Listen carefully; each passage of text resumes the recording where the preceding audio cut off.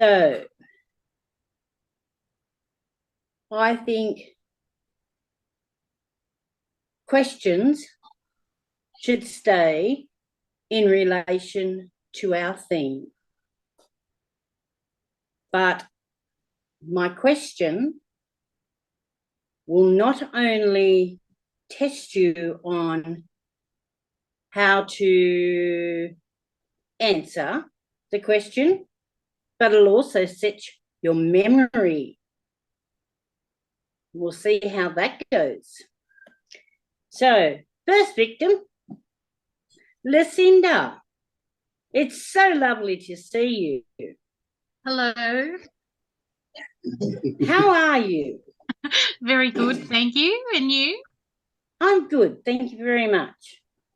Okay, my question is, what were you doing when Kevin Rudd did his apology to our people for their stolen generation on the 13th of February 2008?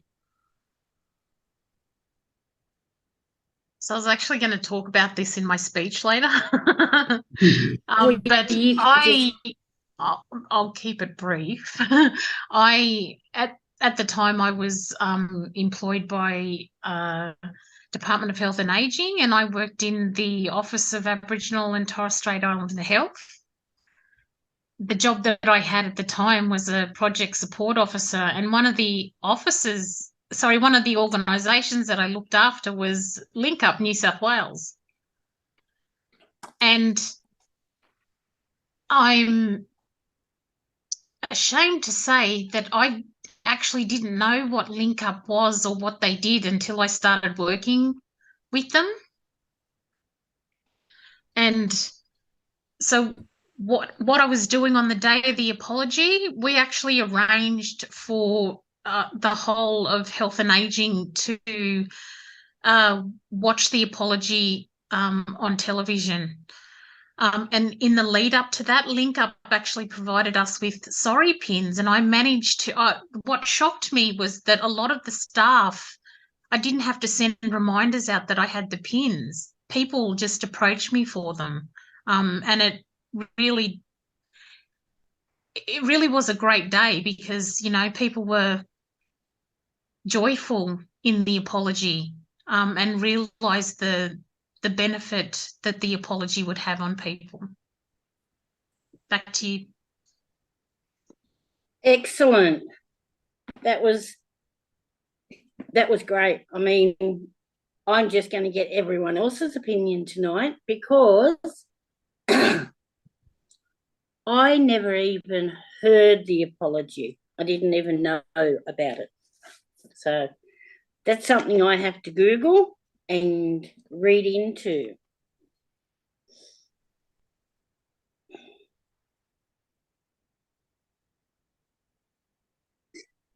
Give me 2 seconds.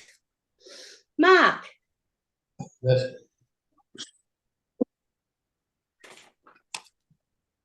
What were you doing the day Kevin Rudd apologised to our nation for its stolen generation?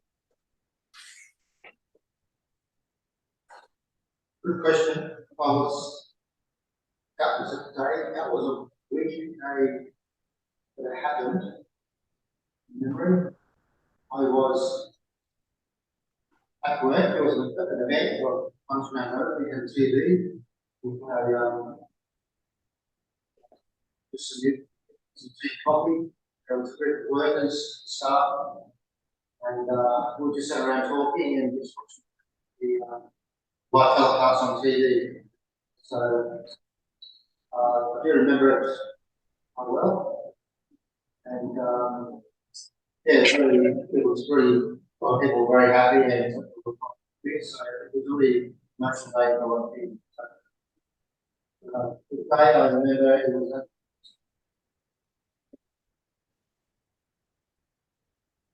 Thank you very much, Mark.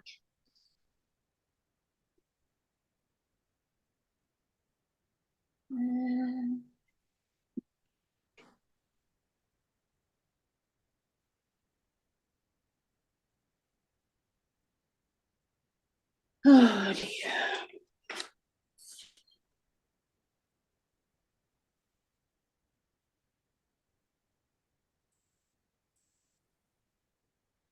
Bob.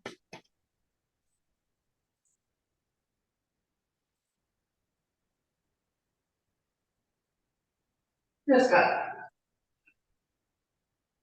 Apart from what were you doing when Kevin Rudd made his sorry, what did you think about, or how did you react, and how did you feel when he said sorry? Good question. The lead up to it was quite interesting because you didn't know the details. There was a lot of things with lots of different. So at the last minute, the organisation decided to put them on TV obviously. The big rush. Everything worked out really well. What surprised me and hit me the most, the reaction of my everything who felt obliged to apologise to me and to other staff members because I don't have to apologise to me. I said, look, the people on the TV who were feeling the strong feelings of the apology.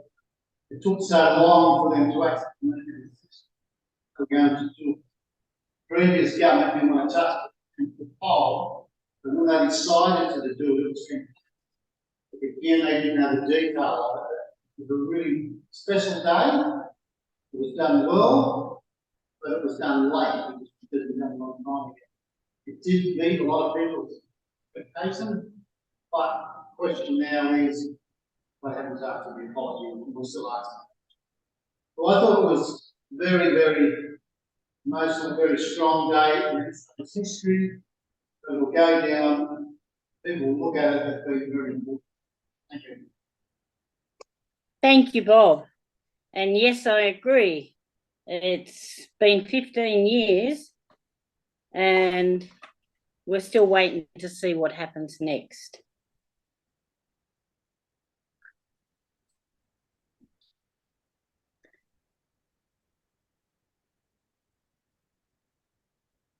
Diane. I'm the timer. Okay. Tucky.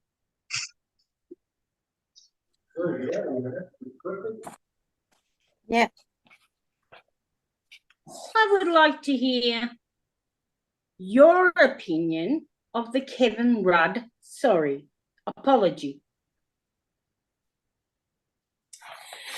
Well, I actually didn't get to hear the Kevin Rudd apology, but you saw it plastered all over the news. And from people that I talked to, they thought it was brilliant, it was emotional, and Kevin Rudd was the first ever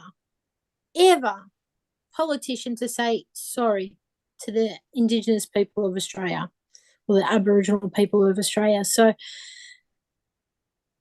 you can see just that simple act of saying the word sorry welled up a lot of different emotions in people. And I was like, oh my God, he gets it. Now, I don't know if that was a political ploy to encourage people to vote, but it changed people's mindset and said, this person cares. And that's how I felt when I was hearing people's reactions to what he said, I'm sorry. So I think that, it was a good thing that he did. It got people thinking, and yeah, it was good. Back to you, Madam Toastmaster. Thank you, Tucky.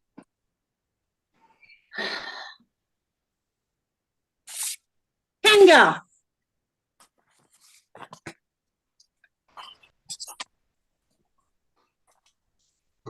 Kanga, I'd like to hear your impression of Kevin Rudd's apology. Well, thank you, Table Topics Master. I I felt that this was the first prime minister in, I don't know, Australia history, I would say, that sort of acknowledged like the injustice. And he felt at that time, that moment, it was just like someone had to do it and he just did it. And I felt like that's what was like the catalyst of like how Aboriginal affairs should be handled. Not politically, but enough that it's a conversationalist, which now leads up to the treaty and the voice and stuff. And I felt like he was the catalyst. I know it's been on the back burner a bit, but I felt like a prime minister like this would be still in power because he did something that I don't think any other prime minister could do. So we'll see what happens, and I can't wait for the referendum coming up. Back to you, Tabletop Master. Thank you, Kanga. Okay. Ben.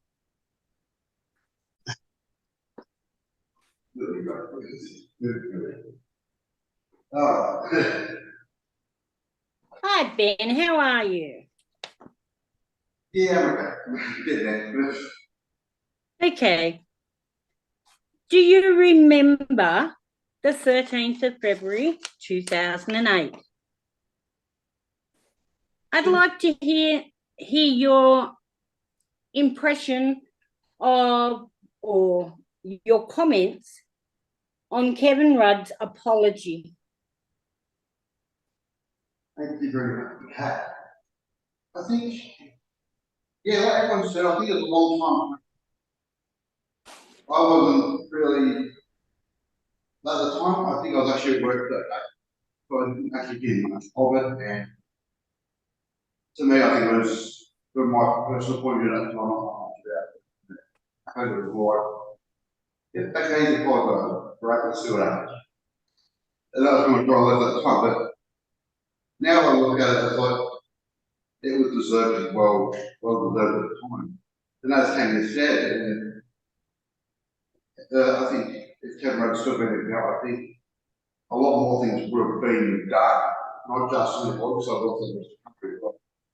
So I think he was one of our good promises. I think, in my own view, we'll see what happens, but yeah, it was well worth an apology. I think it was back to you, Matt. Thank you, Ben.